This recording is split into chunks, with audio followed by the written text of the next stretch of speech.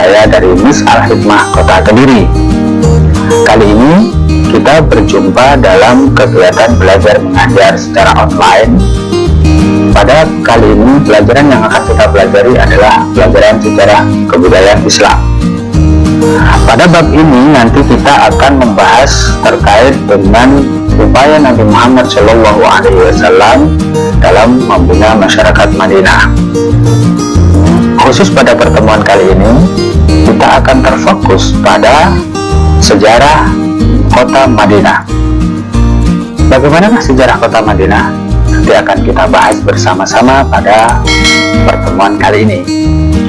Adik-adik, sebelum pembahasan ini kita laksanakan, saya ingatkan kepada kalian untuk selalu menjaga kesehatan, makan yang cukup, istirahat yang cukup, dan tentunya menjaga kebersihan diri kalian. Adik-adik, selain itu jangan lupa kalian tetap patuhi protokol kesehatan. Semoga kita selalu berada dalam lindungan Allah Subhanahu wa Ta'ala. Oke adik-adik, persiapkan diri kalian, siapkan alat tulis kalian, marilah kita belajar bersama-sama. Selamat belajar dan tetap berbahagia. Dalam upaya Rasulullah SAW dalam membina masyarakat Madinah, tentunya kita tahu bahwa Rasulullah berdakwah di kota Madinah. Rasulullah lahir di Makkah, kemudian Rasulullah menerima wahyu di kota Makkah dan berjuang untuk mengembangkan Islam di kota Makkah. Namun, seiring berjalannya waktu, karena begitu beratnya dakwah di kota Makkah, maka Rasulullah berhijrah dari Makkah ke Madinah. Nah, sebelum kita membahas tentang hijrah Rasulullah dari Makkah ke Madinah, kemudian apa saja yang dilaksanakan Rasulullah di Madinah, tentunya kita harus mengetahui dulu apa itu kota Madinah. Kota Madinah pada saat itu sebelum datangnya Rasulullah belum bernama Madinah, tetapi kota ini memiliki nama Yasrib. Kota Yasrib pada saat itu adalah kota yang sangat penting karena kota itu berada pada jalur yang sangat strategis.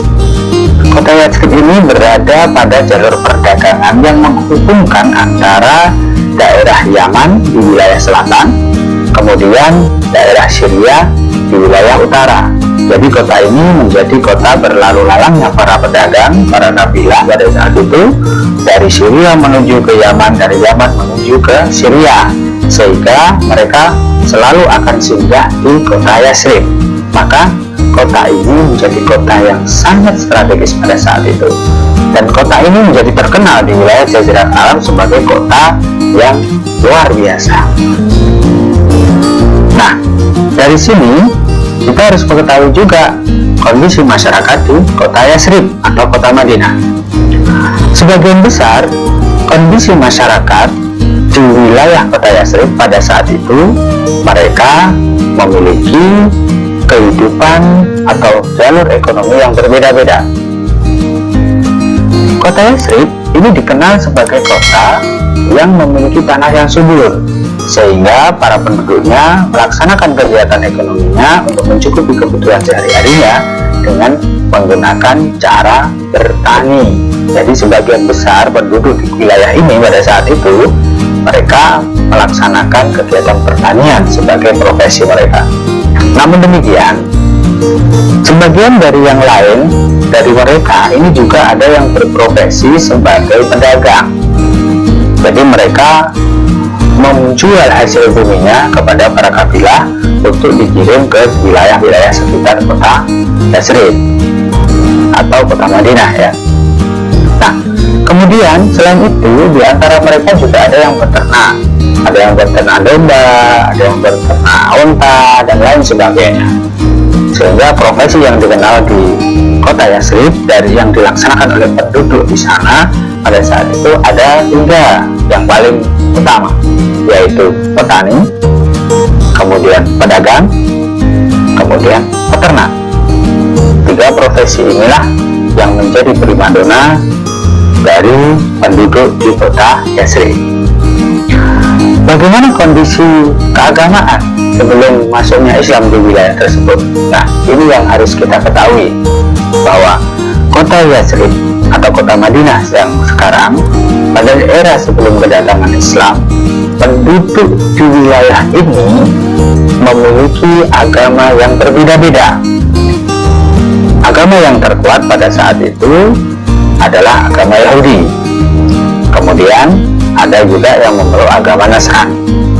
Ini yang terbanyak yang dipeluk oleh para penduduk Madinah pada saat itu. Namun sebagian dari mereka juga ada yang memeluk agama pagan. Apa itu agama pagan? Tentunya agama pagan adalah istilah baru yang kalian kenal kan? Nah, saya jelaskan. Agama pagan adalah agama yang menganut kepercayaan atau memiliki keyakinan bahwa mereka mempercayai benda-benda alam sekitarnya memiliki kekuatan-kekuatan yang bisa membantu mereka, sehingga mereka mempertuhankan benda-benda tersebut.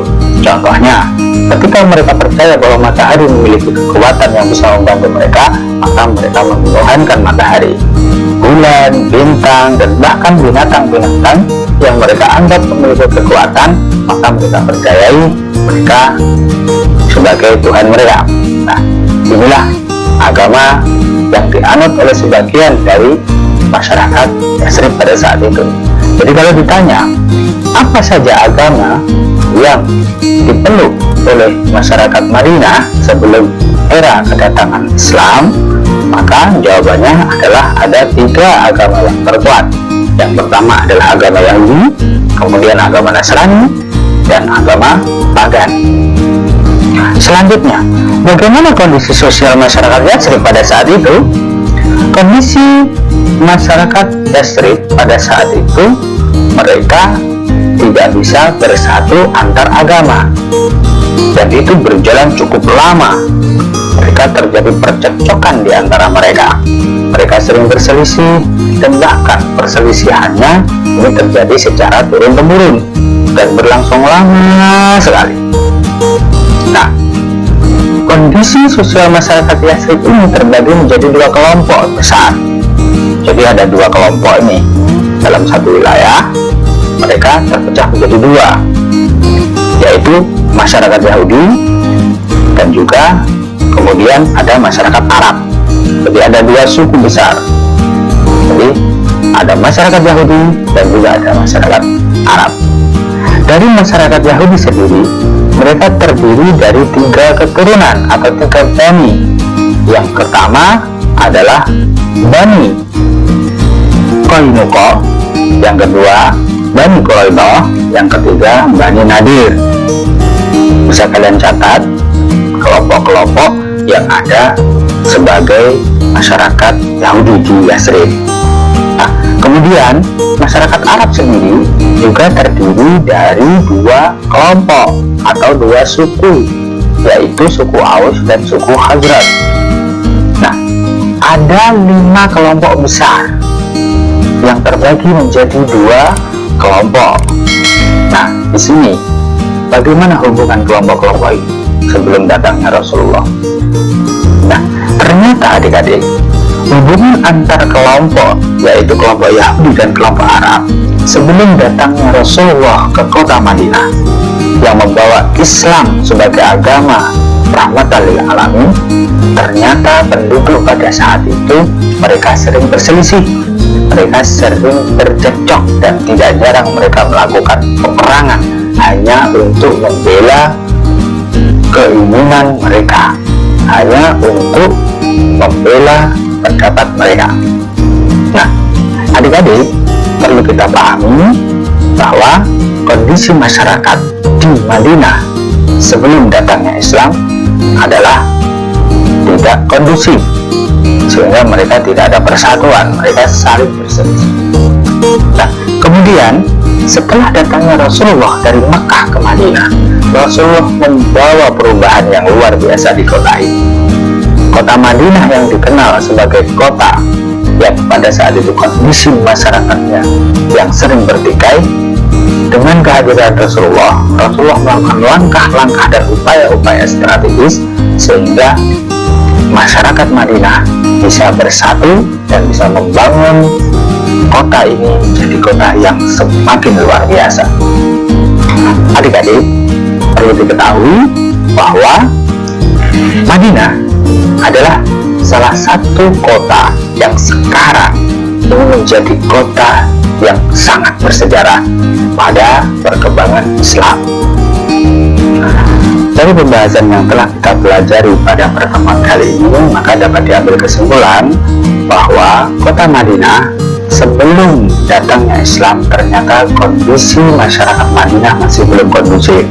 Kemudian setelah Rasulullah datang ke Madinah, maka kondisi masyarakatnya sudah semakin kondusif. Untuk itu, apa saja langkah-langkah yang dilakukan Rasulullah dalam membina masyarakat Madinah? Tentunya step by step atau langkah-langkah strateginya akan kita pelajari pada pertemuan-pertemuan kita berikutnya. Pada pertemuan kali ini kita fokus pada pembahasan terkait dengan sejarah Madinah sebelum datangnya Islam. Dan tentunya dari pembahasan tadi kalian juga bisa mengambil kesimpulan dan kalian sudah bisa mendiskusikan bersama teman-teman kalian dan temukan hal-hal penting dari pembahasan. Catat dan bisa kalian tanyakan apabila kalian tidak memahaminya, dan konsultasi kepada guru kalian sehingga kalian bisa menambah wawasan kalian supaya tingkat keilmuan kalian semakin tinggi. Akhirnya, semoga pertemuan kita pada kali ini memberi manfaat bagi kita semua. Dari saya cukup sekian. Mohon maaf atas segala kekurangan. Wabillahi taufiq wal hidayah. Assalamualaikum warahmatullahi wabarakatuh.